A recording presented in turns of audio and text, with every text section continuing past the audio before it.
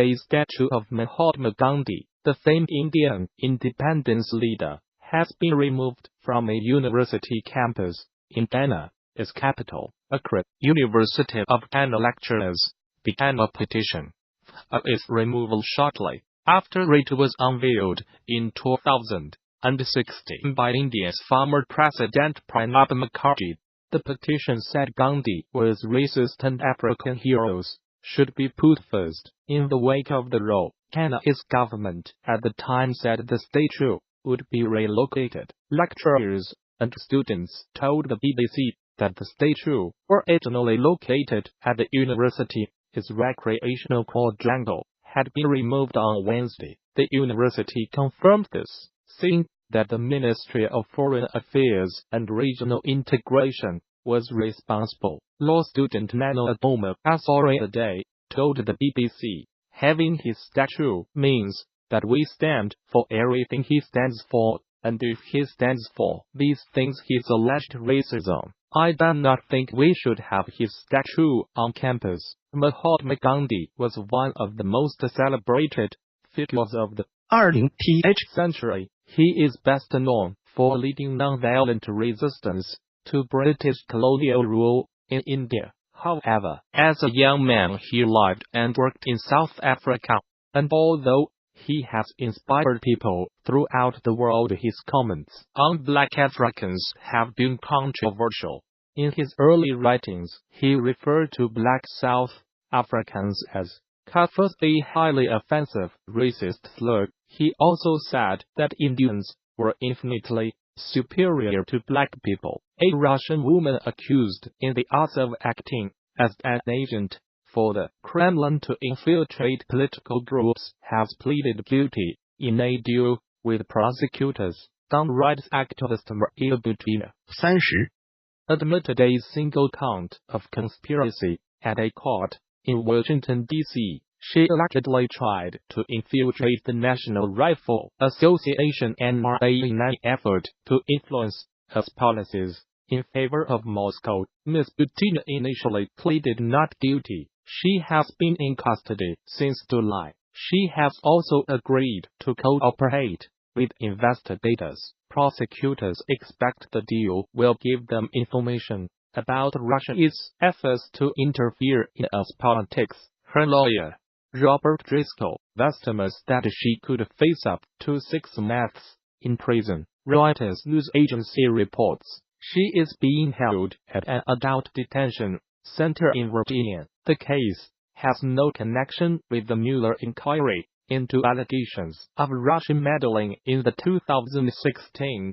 presidential election in an attempt to secure a victory for Donald Trump. Born in the southern Siberian city of Parmor in 1988, according to her Facebook page, she has enjoyed using weapons ever since she was a child. Picking up a gun for the first time at the age of 10, she founded a group called The Right to Bear Arms, Unquote, for the sale of short-barreled firearms to civilians to be made legal. In 2012 he became a life member of the powerful NRA and began traveling to the US for its conventions. In 2015, she attended a Trump campaign event in Las Vegas, asking the presidential candidate about his views on sanctions against Russia. By 2016, she had a student visa to study for a master's degree at American University in Washington, D.C. Analysis by Anthony Zucker in Washington. In some ways, Maria Butina was like any other young, ambitious, aspiring political player in Washington, D.C. trying to network their way to power and status. The difference, of course, is that she was a Russian national in communication with and taking actions to advance the interest of influential Russian officials. To do so without registering with the US government is a federal crime. Now she faces a prison sentence and deportation. The details outlined in the plea agreement are not exactly the stuff of spy novels.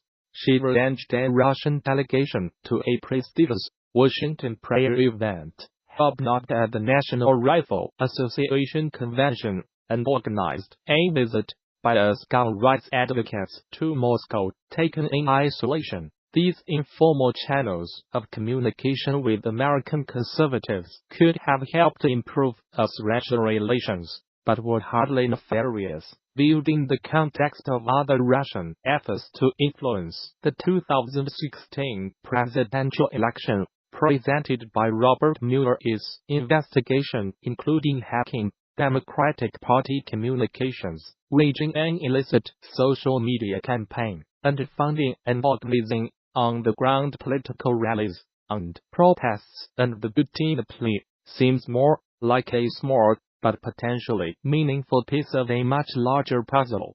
Federal prosecutors have claimed that Ms Butina was directed by a senior Russian official to infiltrate conservative political groups, including an unnamed pro-China lobbying organization that is presumed to be the NRA, which is close to Mr. Trump's Republican Party. One of the two Americans cited in the case has been identified in United States media as Paul Erickson, a South Dakota-based conservative political activist who was dating Ms Butina. He is listed in public records as being 56 years old. Media reports identified the Russian official as Alexander Oshin, a deputy governor of Russia's central bank, who was targeted with sanctions. The Russian government has previously described the case as fabricated. In an interview with CNN, Foreign Ministry spokeswoman Maria Zakharova said Ms Butina had been tortured in detention without providing any evidence, and that the Russian government considered her a political prisoner.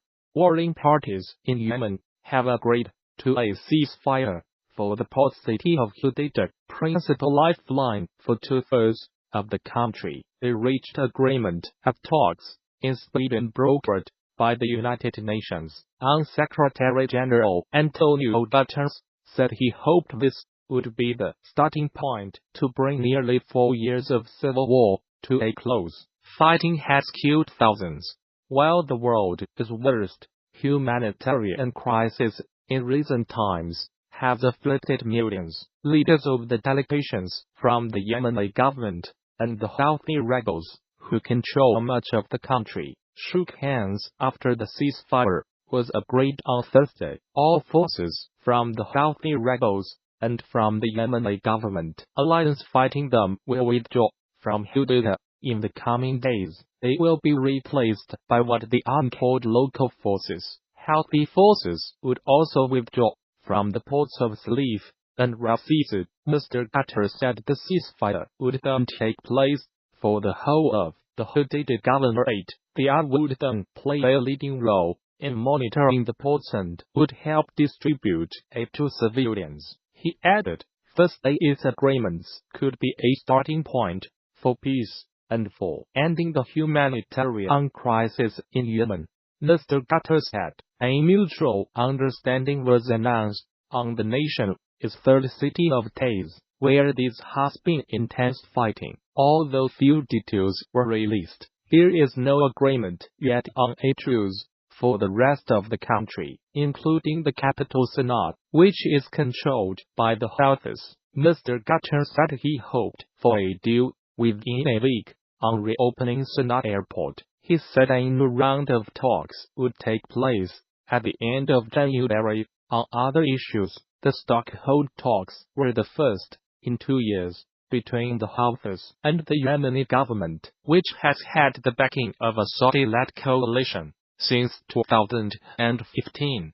Yemen has been devastated by a conflict that escalated in early 2015, when the Houthis seized control of much of the west of the country and forced President Abdul Mansur Hadi to flee abroad. Alarmed by the rise of a group they saw as an Iranian proxy, the UAE, Saudi Arabia and 7 other Arab states intervened in an attempt to restore the government. At least 666 civilians have been killed and 560 injured in the fighting, according to the United Nations. Thousands more civilians have died from preventable causes, including malnutrition, disease, and poor health. The World Health Organization warned in October that about 10,000 new suspected cases of cholera were now being reported every week. A second Canadian has been detained in China on accusations of harming national security. As tension continues between the two countries, it was confirmed on Thursday that Michael Spavor, a businessman, had been detained in addition to former diplomat Michael Spavor. Canada joined Chinese protests after it arrested an executive at telecoms giant Huawei at the request of the US. Meng Wanzhou has been bailed, but may face extradition for fraud. She denies violating sanctions on Iran through Huawei, its business dealings. China has threatened unspecified consequences if she is not released.